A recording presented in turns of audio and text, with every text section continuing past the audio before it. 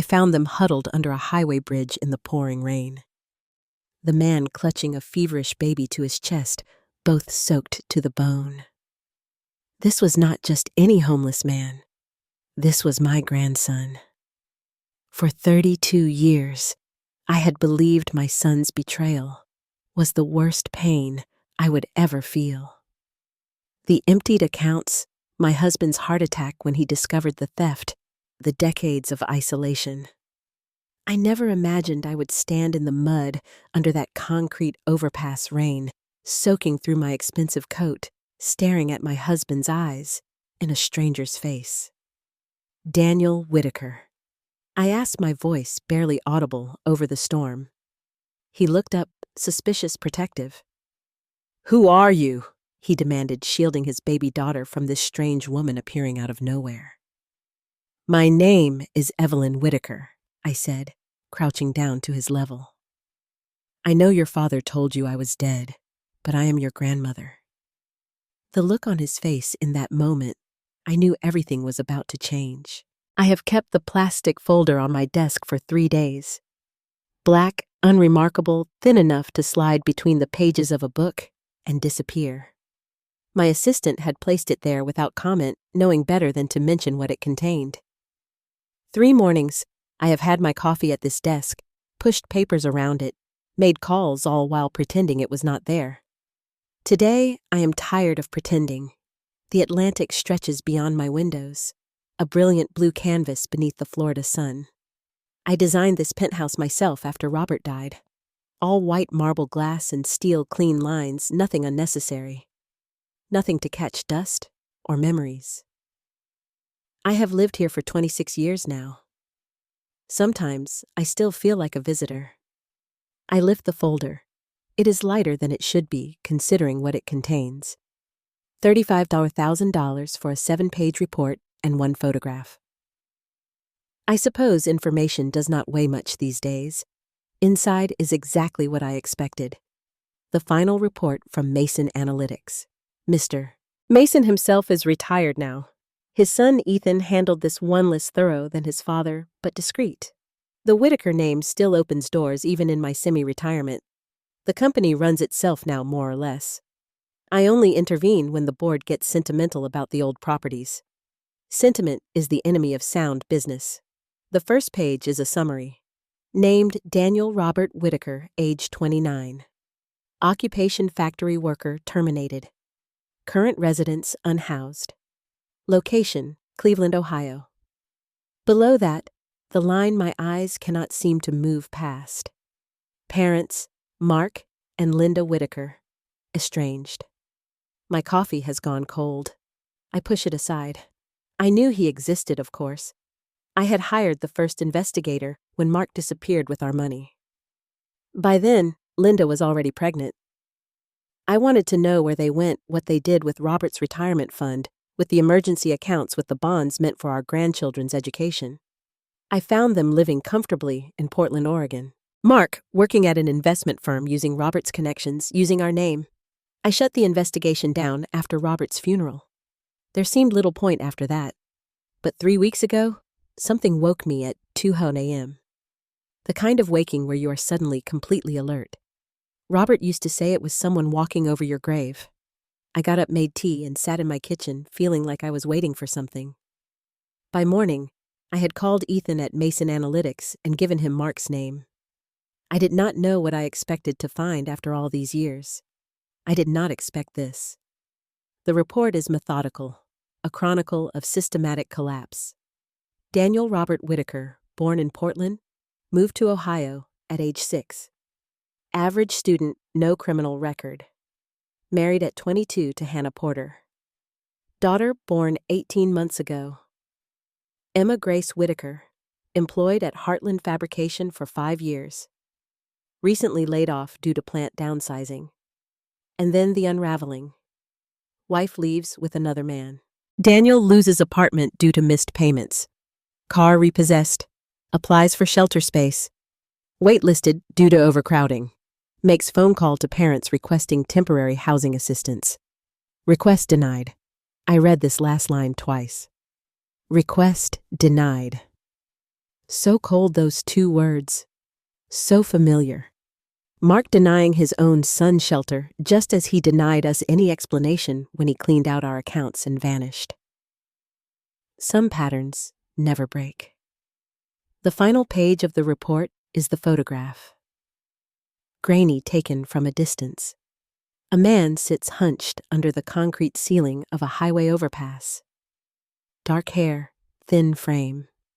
He is cradling something to his chest, a bundle wrapped in what looks like a faded blue jacket. A small hand is visible reaching up toward his face. I set the picture down carefully as if it might crumble between my fingers. I am back in our old house on Maple Grove Drive. 32 years vanish like smoke. The house is too quiet when I open the door. Robert's car is in the garage, but he does not answer when I call. I find him in his study, staring at the open safe in the wall. Empty. The antique desk, where he had kept his grandfather's pocket watch, the drawers hanging open. I remember how he did not turn when I entered. How he just kept staring at the empty safe. Mark took it all, he said.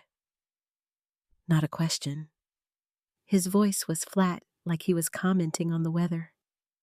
I called the bank, called our accountant, called Mark's phone over and over.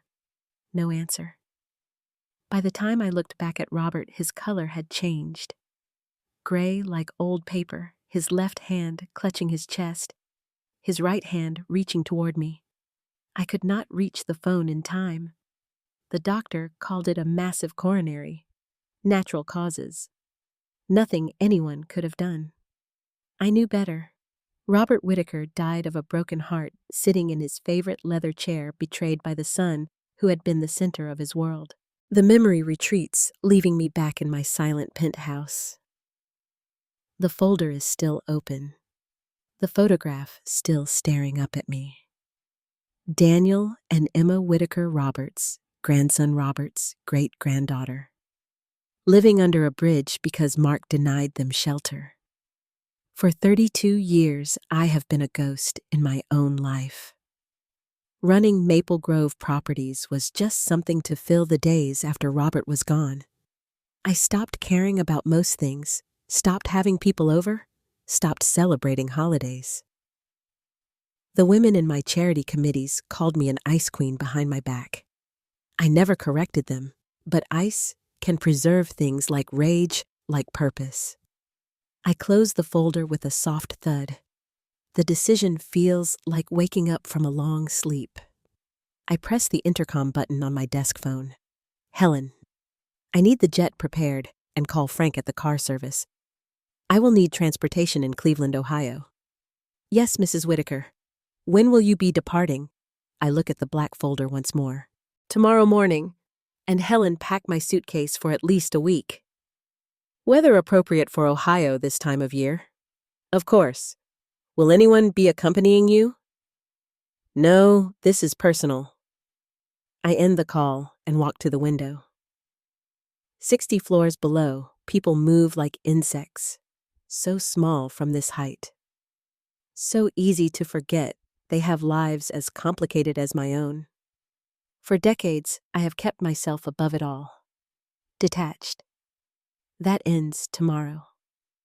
I press my palm against the cool glass. I am 78 years old. I have more money than I could spend in 3 lifetimes. I have a company that bears my husband's family name. What I do not have is much time left or anything resembling family. The man under that bridge does not know I exist. His father probably told him I was dead, just as he told me they had moved abroad. Another of Mark's convenient lies. Daniel does not know about Robert, about Maple Grove, about his legacy. He does not know that his eyes, if they are anything like the ones in his driver's license photo from the report, are the same deep brown as my husband's. He does not know, but he will. I have not prayed since Robert's funeral. I have not believed in much of anything.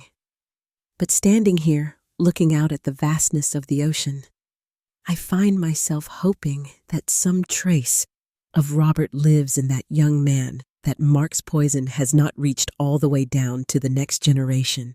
Tomorrow I will find out. Tomorrow I will meet the last of the Whitakers, even if he does not know that is what he is. The jet's engines hummed at a pitch I had long ago stopped noticing. 5 hours from Fort Lauderdale to Cleveland. 5 hours to question my own sanity. Outside my window, clouds stretched like a white carpet below us. I had left my untouched lunch tray on the side table, some artfully arranged salmon dish that Helen had ordered.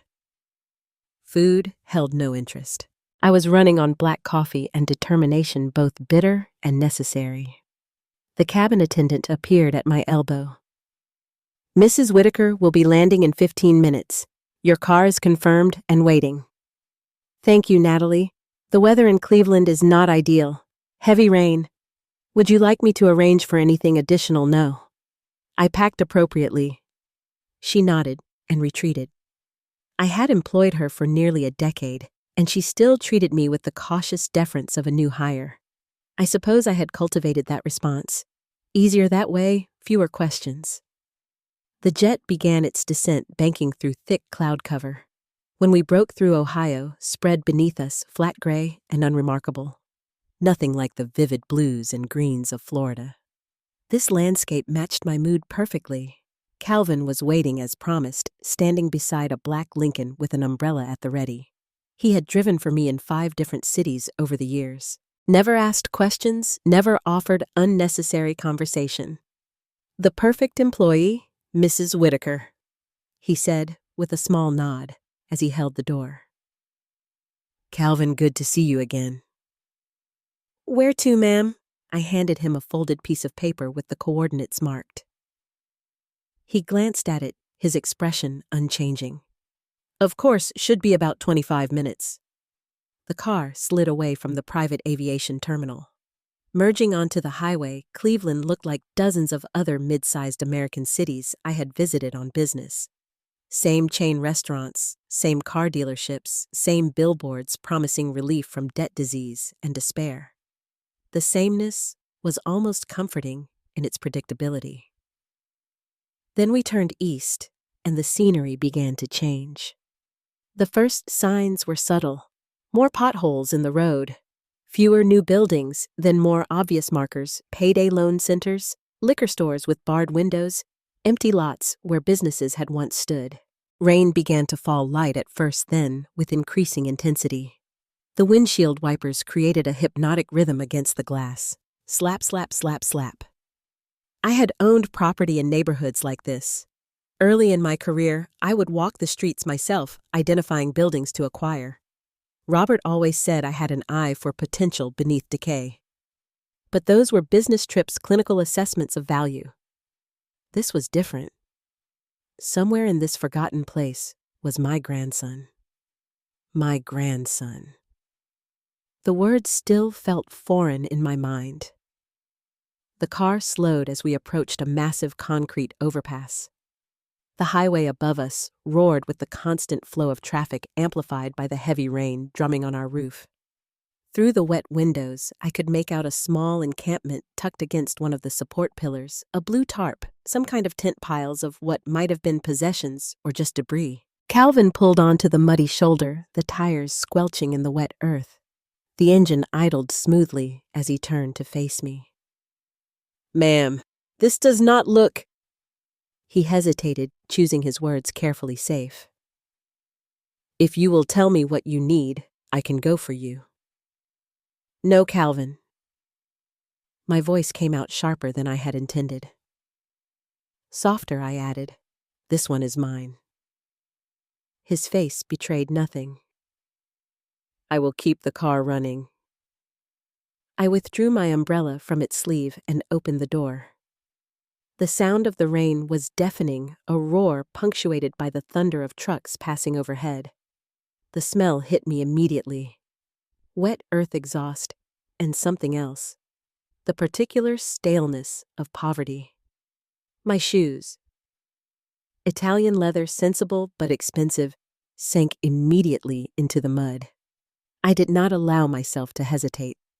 I began walking toward the encampment, my umbrella a flimsy shield against the downpour. Water splashed against my ankles with each step soaking through my pants despite my careful tread. The area beneath the bridge was a patchwork of puddles and refuse fast food wrappers, broken glass. A shopping cart tipped on its side, and there against the concrete pillar, a small tent, its thin fabric rippling in the occasional gusts of wind that swept under the overpass. I was halfway there when I heard it, a thin cry, barely audible above the storm. A baby's cry, not the healthy wail of a tantrum, but the weak, exhausted sound of genuine discomfort, of need. My pace quickened despite the treacherous footing. As I drew closer, I could see the tent flap was partially open. Inside, a man knelt with his back to me. His shoulders were hunched, his spine visible through his thin t-shirt as he bent over something in his arms. His movements were gentle but desperate, the rhythmic rocking of someone trying to soothe the child.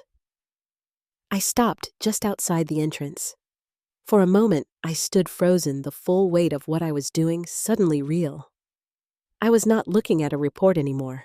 This was not an abstract problem to solve. Daniel Whitaker.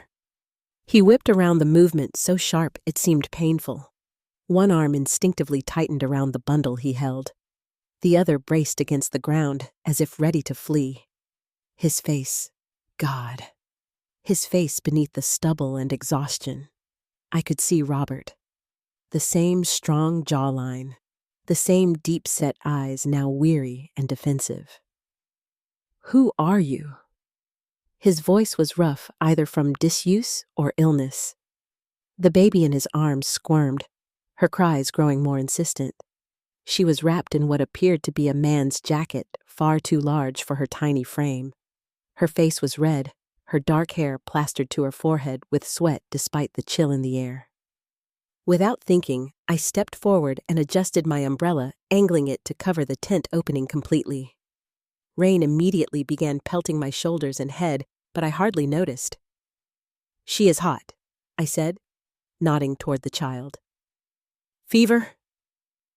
Confusion flashed across his face. "What do you want?" "We do not have anything. I am not here to take anything from you." I crouched down, bringing myself to his eye level, ignoring the mud soaking into my knees.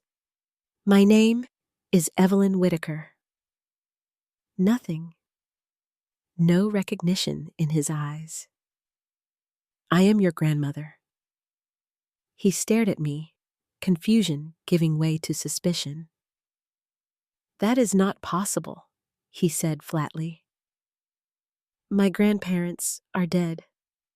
Both sides. Your father told you that about me at least." I held his gaze steadily. Mark lied. At the mention of his father's name, something shifted in his expression. Not softening exactly. A different kind of weariness. "I do not know what kind of scam this is, but I am not interested." He started to turn away, then stopped as the baby let out another cry, this one more urgent. "She needs a doctor," I said quietly. "You think I do not know that?" The words burst from him raw with frustration and fear. "The ER said it is just a cold. They gave me some children's Tylenol and sent us away. She has been like this for 4 days." I studied him for a moment. "When did you last eat, Daniel?" He looked away. "I am fine. That is not what I asked. Yesterday, maybe." His jaw tightened. "Look, I appreciate the concern, but I have a car waiting." I interrupted. "It is warm, dry, there is food, and I can have a pediatrician meet us at my hotel within the hour." He laughed, a harsh sound without humor. "Right. And what do you want in return?" "Nothing you are not willing to give." I leaned slightly forward. "I am not asking you to trust me. I am asking you to make a practical decision for your daughter's sake." The baby's cries had subsided to whimpering. She looked utterly spent. "Emma," he said softly, looking down at her. Her name is Emma. Emma, I repeated. The name felt strange on my tongue, unfamiliar yet somehow right. Robert would have liked that name. Who your grandfather? My husband. He studied my face, searching for something. A tell, perhaps, or some sign of deceit. What he saw instead must have been exhaustion equal to his own. 90 minutes, he finally said. We will go to your hotel. Emma sees a doctor. Then we talk. If I do not like what I hear, we walk. I nodded once, agreed. He gathered a small backpack, all his possessions, in the world I realized, and struggled to his feet while keeping Emma secure against his chest. I noticed how he swayed slightly, steadying himself against the tent pole. Do you need help? I asked. I can carry my own daughter, he replied, pride stiffening his spine. Momentarily, we walked back to the car in silence, the rain still pounding around us. Calvin saw us approaching and quickly exited to open the rear door. If he was surprised by my companions, he did not show it. As Daniel slid into the warm interior of the car, still clutching Emma to his chest, I caught a glimpse of his face in the dim light. For just a moment, the weariness fell away, replaced by sheer relief. It was the look of someone who had been drowning and finally touched solid ground. I followed him into the car, closing my umbrella and leaving it dripping on the floor mat. The Hamilton Hotel. Calvin, and call Dr. Collins. Tell her it is urgent. As the car pulled away from the curb, I glanced back at the small tent, already collapsing under the weight of the rain. It would be gone by morning, washed away, as if it had never existed, as if they had never been there at all. Some ghosts refused to be forgotten. I watched Daniel from across the hotel suite as Dr. Collins examined Emma. The transformation from the bridge to this moment had been swift and disorienting for him most of all. Less than 3 hours ago, they had been huddled under that concrete overpass. Now Emma lay on crisp white sheets while a pediatrician listened to her chest. Respiratory infection. Dr. Collins confirmed, removing her stethoscope. She needs antibiotics immediately. I have brought some with me to start. She looked directly at Daniel. You got her help just in time, Mr. Whitaker. Daniel had not let go of Emma's tiny hand throughout the examination. Will she be okay with proper care? Absolutely. She needs warmth, rest medication, and good nutrition. Dr. Collins glanced my way. Mrs. Whitaker says you will be traveling to Florida tomorrow. Daniel looked at me, uncertainty plain on his face. Only if Emma is well enough, I said, and only if that is what Daniel decides. Dr. Collins nodded. The private flight would actually be better than commercial travel. Less exposure to other illnesses. I will provide detailed instructions for care during the journey. After she left, Daniel sat on the edge of the bed, Emma cradled against him. She had fallen into a more peaceful sleep after taking the medicine. The silence between us stretched, filled with unasked questions. There is food, I said, finally gesturing to the room service cart I had ordered while the doctor was examining Emma. You should eat something. He looked at the covered dishes, then back at Emma. I understood his reluctance to put her down, even for a moment. May I asked, holding out my arms. His hesitation was brief, but noticeable. Then carefully, he transferred his daughter to my arms. I settled into an armchair, supporting her head in the crook of my elbow. Eat, I said. I have got her. He ate like a man who had not seen food in days, which was likely the case. I kept my eyes on Emma, giving him the dignity of not watching his hunger. Her small weight in my arms felt both strange and familiar. It had been decades since I had held a baby. Mark, then some friends. Children, then no one. The thought of Mark threatened to surface, but I pushed it away. Not now. Why are you doing this? Daniel asked finally, his voice low. It is complicated, I replied. And you need rest more than explanations tonight. Tomorrow on the plane we can talk. He studied me for a long moment. I do not understand any of this. Why would my father lie about you being dead? Why would you come find us now? Those are fair questions, but they have long answers. I looked down at Emma, then back at him. Daniel, I am offering you and Emma a safe place to stay at my home in Florida. Not permanently, not with strings, just a place to recover and figure out your next steps. If you decide to leave at any point, I will arrange transportation wherever you want to go. Just like that. No conditions. Just like that. Why should I trust you? I met his gaze directly. You should not necessarily. You barely know me. But consider the practical reality. Your daughter is getting medical care she needs. You have a safe place to sleep tonight.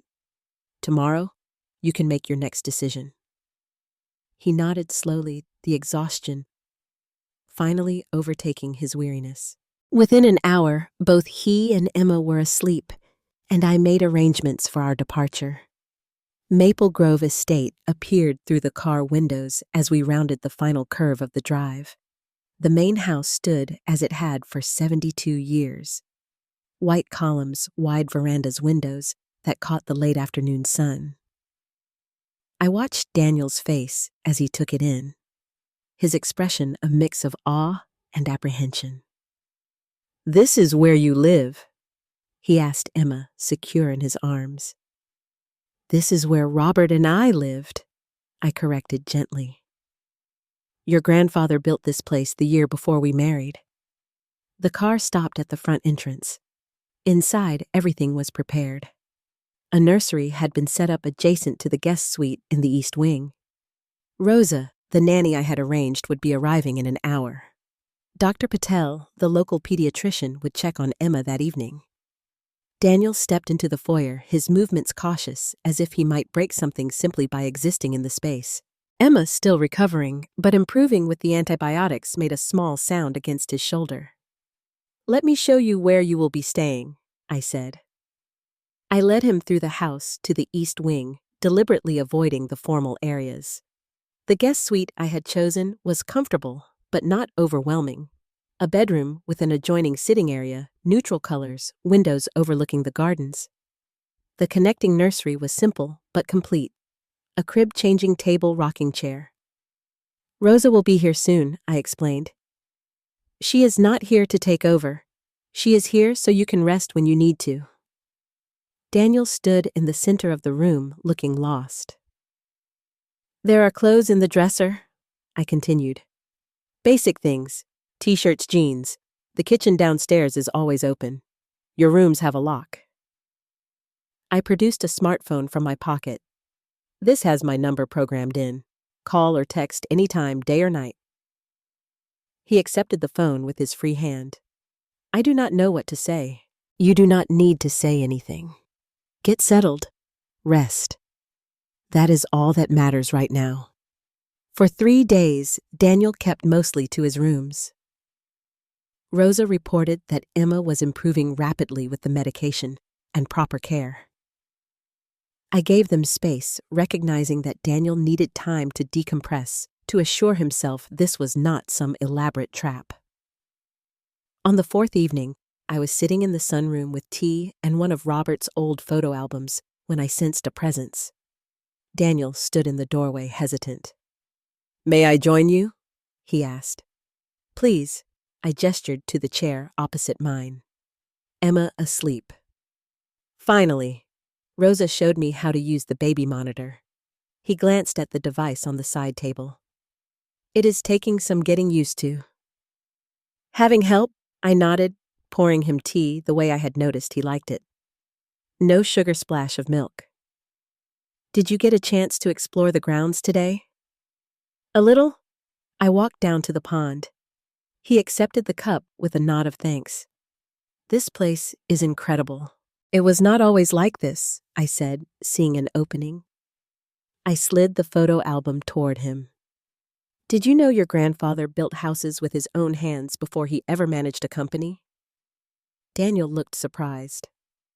No, my father never talked about him about either of you. I opened the album to a photograph of Robert in work clothes, kneeling on a roof with a hammer in his hand. His smile was wide, genuine. Robert grew up poor in Tennessee. His father was a carpenter who taught him the trade. When Robert moved to Florida in the 40s, he started building simple homes for veterans returning from the war. I turned the page to show a row of modest houses. These were the first Maple Grove properties, nothing fancy, but solid, built to last. Daniel studied the photos, his fingers hovering just above the surface, not quite touching. He looks happy. He was happiest when working with his hands. I turned another page. This was our first real office, just a converted storage room with a telephone. Robert would say Maple Grove does not build houses. We build the place where a family feels safe. Daniel looked up. Is that why you came to get us? Because of what he believed? The directness of the question caught me off guard. Partly, I admitted, but it is more complicated than that. My father, he said, his voice hardening slightly. What did he do to you? I closed the album gently. There are gaps in our family history, Daniel. 32 years of them. Your father made sure of that. We never knew about you growing up. We never saw your childhood photos. That is something I can never get back. He was quiet for a long moment. You said you and my grandfather. Yes. Robert never knew you existed. He died shortly after your father left. Something shifted in his expression. I am sorry. So am I. I paused, choosing my words carefully. Your father made choices I do not understand. But Robert, he was a good man, the best I have ever known. He would have moved heaven and earth to know you. Later that night, I was passing the nursery when I heard it. A soft, low humming. Daniel was rocking Emma, singing something gentle and wordless. The melody caught in my chest like a physical pain. Robert used to hum that same tune while working in his study, concentrating on blueprints late into the night. I moved away quietly, not wanting to intrude on the moment. Downstairs, I walked through the silent house, my fingers trailing along the walls. For 32 years, Maple Grove had been a museum to what I had lost. Tonight, for the first time, it felt like something else, a home. The Florida morning was bright and warm, the kind of crystalline clarity only found in October after the worst of the summer heat has broken. I sat across from Daniel at the small breakfast table on the patio, watching him spread jam on a piece of toast for Emma. She sat in a high chair, babbling happily. A far cry from the feverish, listless baby I had first met under that bridge 8 months ago. 8 months. Sometimes it felt like days, other times like years. Daniel had filled out his once gaunt face, now healthy, his eyes clear. He had found a routine here. Morning walks with Emma around the estate grounds, helping Rosa with household projects in the afternoons. He read voraciously from Robert's library. He was healing, but I could see the restlessness beginning to take hold. A man like Daniel needed purpose. Have you thought about what is next? I asked, keeping my tone casual as I sipped my coffee. He looked up, his expression guarded. I have been applying for jobs, online factory work mostly. There is a manufacturing plant about 18 miles from here that is hiring. I nodded, considering his words. That is certainly an option. Emma smashed her toast with delight, and Daniel gently wiped her tiny fingers. The love and attention he showed her never wavered. It reminded me of Robert, that same quiet, unwavering devotion. May I make an observation? I asked. Of course. Maple Grove Properties has 120 agents who can sell a 4-bedroom house. What we do not have are enough people who understand what turns it into a home. I set my coffee cup down. You had a home ripped away from you. You fought to make a home for your daughter under a bridge. You understand this better than any MBA I could hire. His brow furrowed slightly. What are you suggesting? We have an opening for an assistant project manager. Entry level, long hours, not particularly glamorous work. I held his gaze steadily. This is not a gift, Daniel. It is an opportunity. You would start at the bottom. No one would know who you are. Your success or failure would be entirely your own. He was quiet for a long moment, absently helping Emma with her sippy cup. I do not have any experience in real estate. Neither did Robert when he started building homes for veterans. I smiled slightly. But you have something more valuable perspective. What would I tell people about how I got the job that you applied and interviewed like everyone else, which you will? I paused. No one at the company knows about our connection. That is your story to tell or keep private as you choose. He looked out over the gardens, considering. I do not want special treatment. You will not get any. In fact, you will probably have to work twice as hard to prove yourself. I stood gathering my napkin. Think about it. The position starts next Monday. If you are interested, I will have HR set up a formal interview tomorrow. I left him there with Emma, knowing he needed space to decide. By dinner, he had given me his answer. 2 days later, he walked into Maple Grove Properties headquarters for his interview, wearing a suit I had never seen before. He must have purchased it himself. It was not expensive, but it fit well. He looked like a Whitaker. Daniel's first year at Maple Grove was a baptism by fire. I made sure he received no special attention. Quite the opposite. His direct supervisor, Kevin Brooks, was notoriously demanding. Daniel spent his days buried in zoning regulations, environmental impact reports, and market analyses. On weekends, he worked open houses, setting up signs and brewing coffee for the senior agents. I watched from a distance, never intervening. Each month, I received his performance evaluations along with those of all junior staff. His were consistently excellent, not because he was naturally gifted at real estate, but because he approached each task with the same methodical focus he had once applied to factory work. He was thorough, reliable, and most importantly, he listened. By his second year, he had moved into a junior sales position.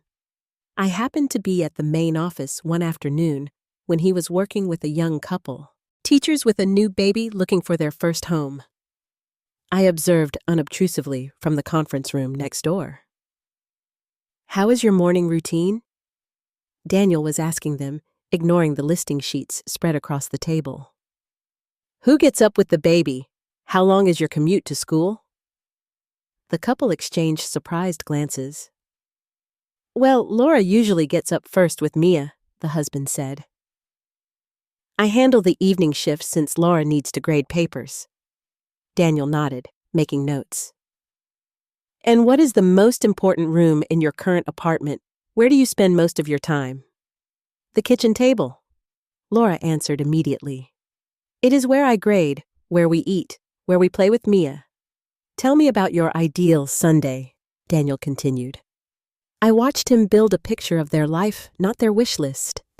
When they mentioned loving to walk, he eliminated neighborhoods without sidewalks.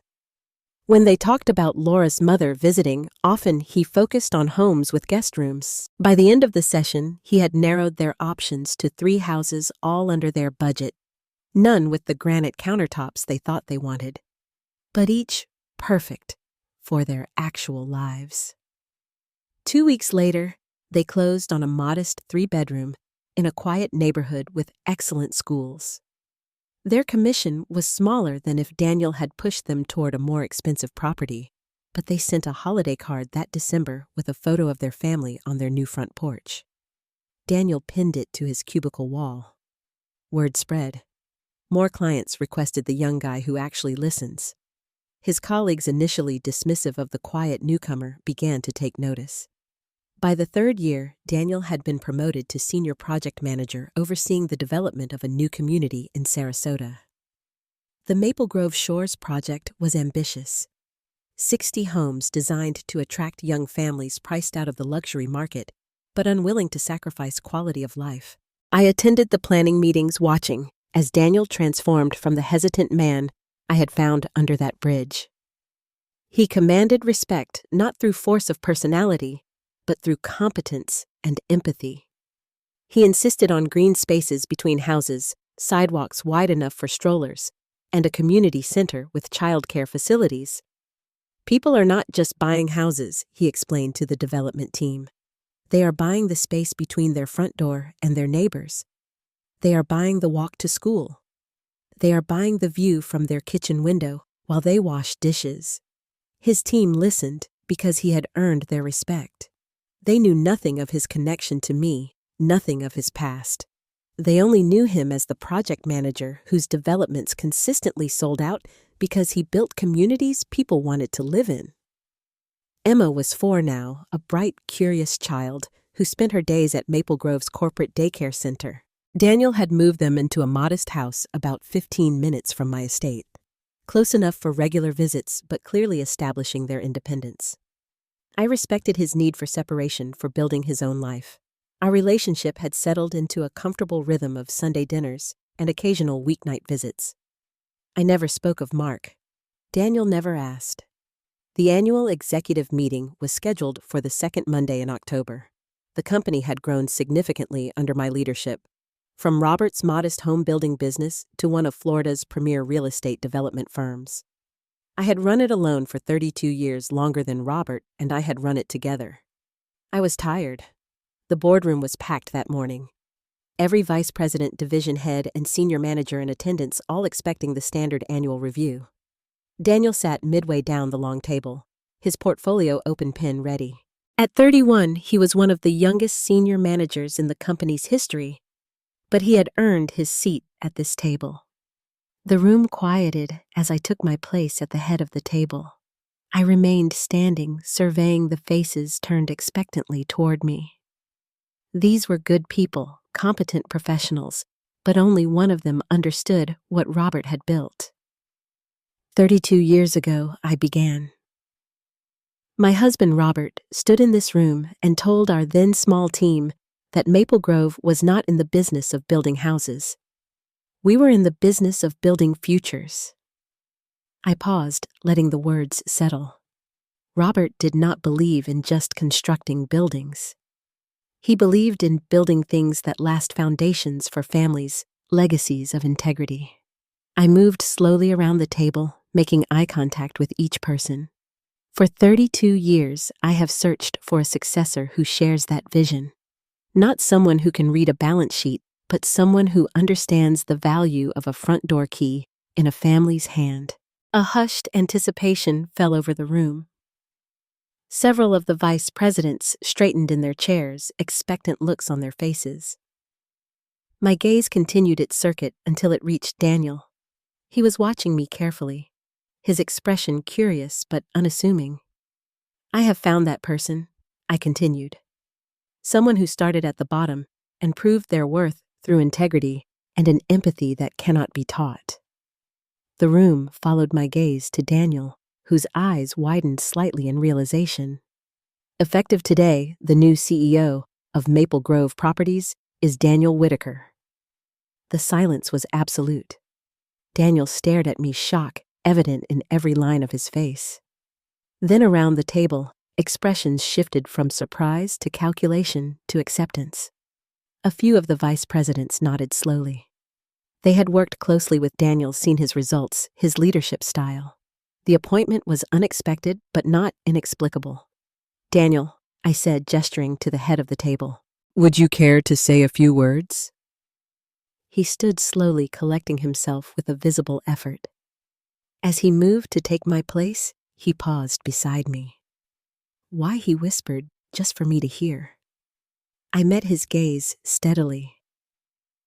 Because you are Robert's legacy, I replied softly. And mine. As Daniel addressed the room, his initial uncertainty giving way to quiet confidence, I took a seat and watched the future of Maple Grove take shape. The company would change under his leadership, evolve in ways Robert and I could never have imagined. But its heart, its understanding of what a home truly means, would remain exactly as it should be. I was in my office at Maple Grove Tower, reviewing quarterly reports, when Helen buzzed through on the intercom.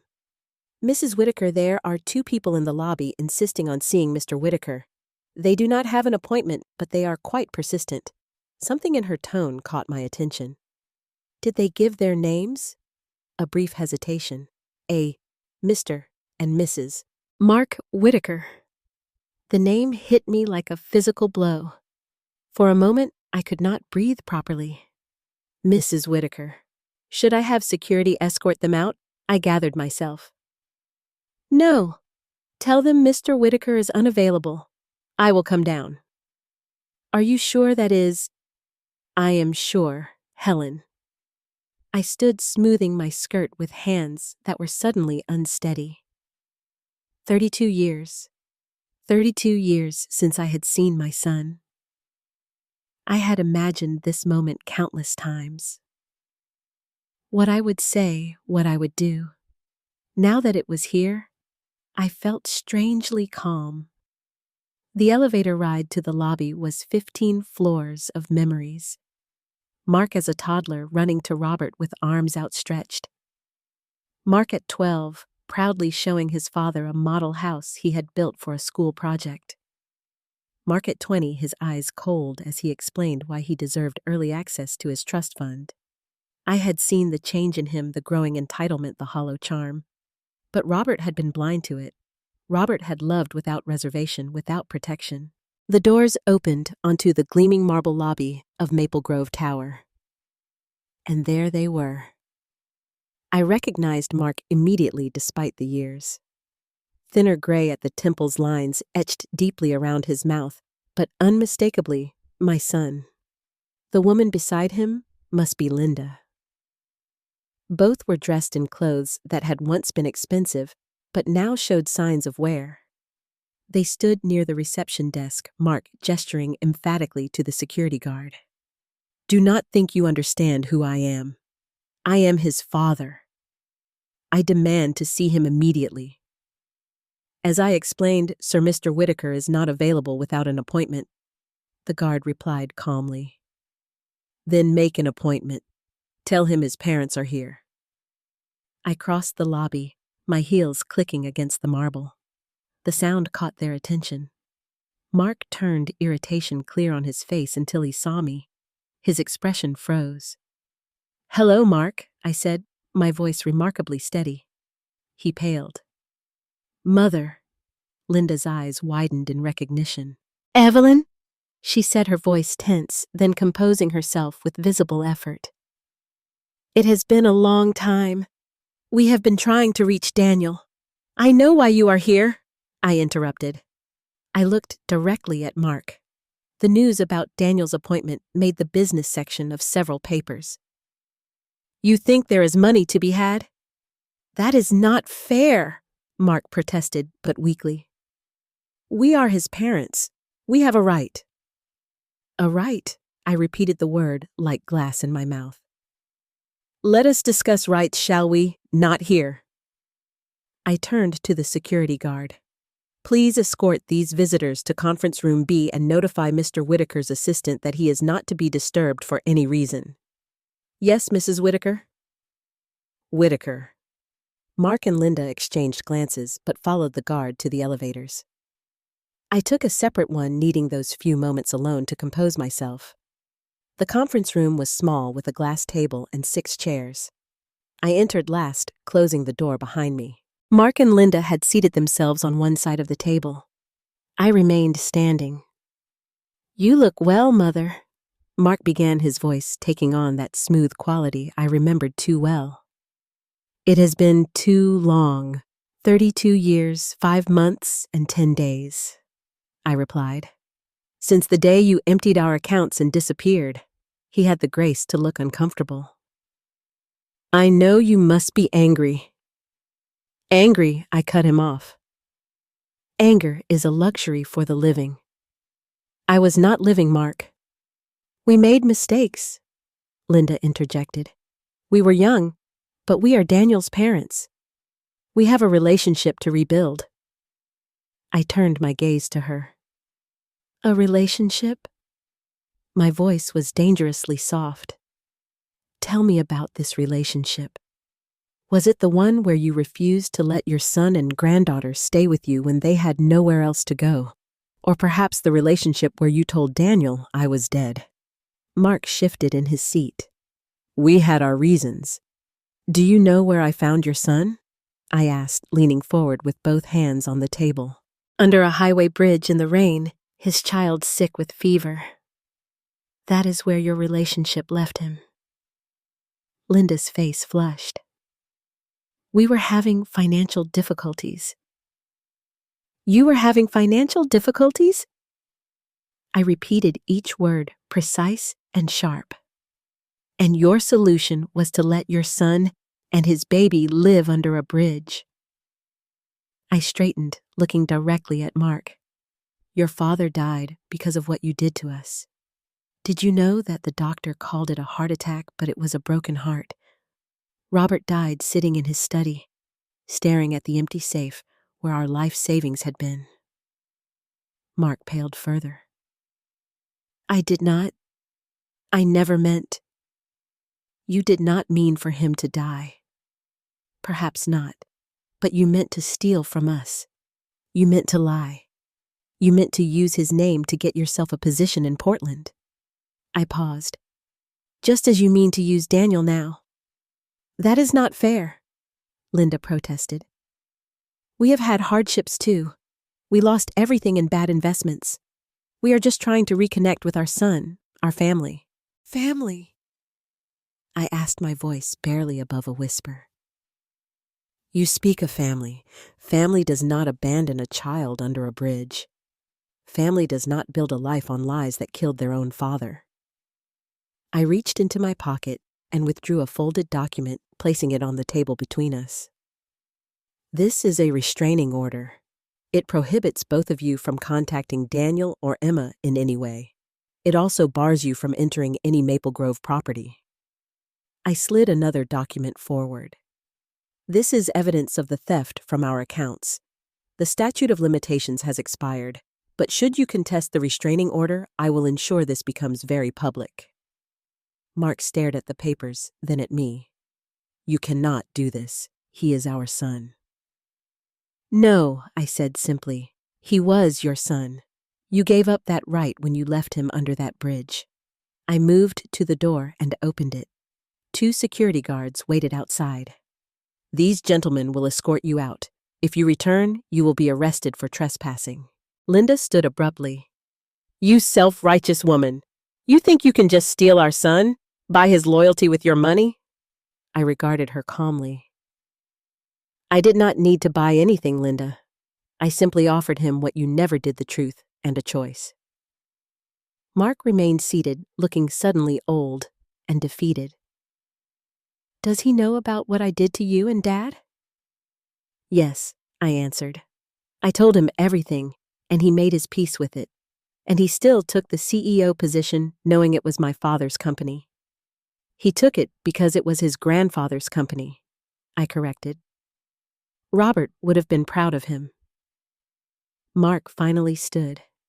And you, Mother, are you proud of what you have done, turning my son against me? I did not have to turn anyone against you, Mark. You did that yourself. I held the door open wider. Goodbye. They walked out, Linda with her head high in defiance, Mark with his shoulders slumped in defeat. I watched as the security guards led them to the elevators, watched until the doors closed and they were gone. Only then did I allow myself to sink into a chair, my composure finally cracking. I do not know how long I sat there before there was a soft knock at the door. Evelyn Daniel stood in the doorway, concern etched on his face. Helen told me what happened. I straightened, trying to compose myself. I am sorry. I should have let you handle it. It was not my place. He crossed the room and, to my surprise, took my hand. It was exactly your place, he said quietly. You protected your family, just like you have been doing since the bridge.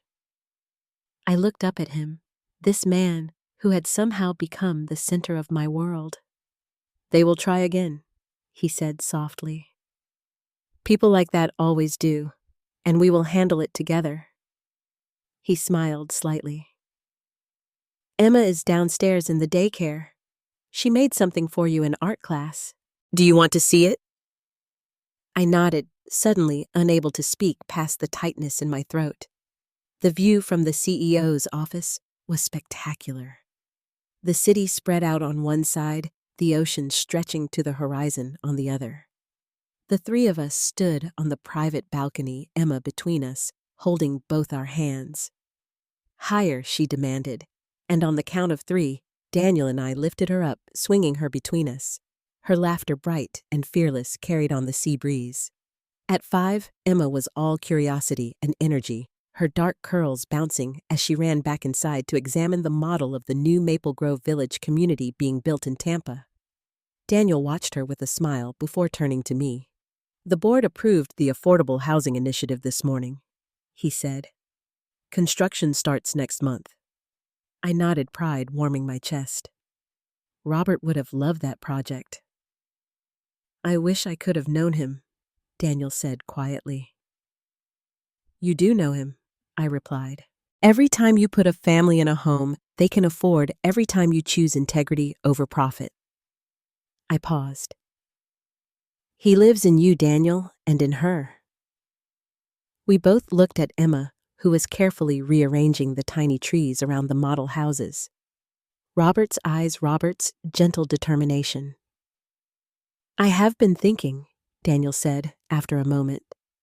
The penthouse is too big for just me and Emma, and that estate of yours has a lot of empty rooms. I glanced at him surprised.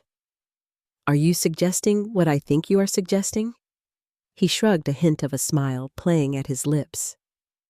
Emma misses having breakfast with you, and that commute from Naples is brutal. Maple Grove was built for a family, I said, softly. It has been waiting a long time to be one again. Emma bounded back to us, her attention already captured by something new. Grandma Evelyn, did you know there are fish in the fountain downstairs? Can we get fish for our pond? Our pond.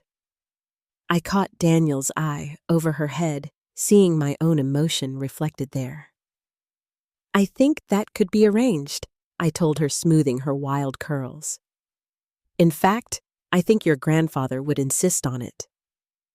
The sun was beginning to set, casting long golden light across the city. For 32 years, I had been a ghost in my own life, haunting the spaces Robert once filled, preserving what was instead of building what could be. Now, with Emma's small hand in mine and Daniel beside me, I was finally stepping back into the light. The cycle of pain Mark started had been broken. The legacy Robert built was secured, and I, Evelyn Whitaker, was no longer a ghost in an empty mansion. I was home, so that is my story. I would love to hear what you think. Would you have forgiven a son like Mark, or was I right to cut him off for good? Let me know in the comments and subscribe for more stories like mine.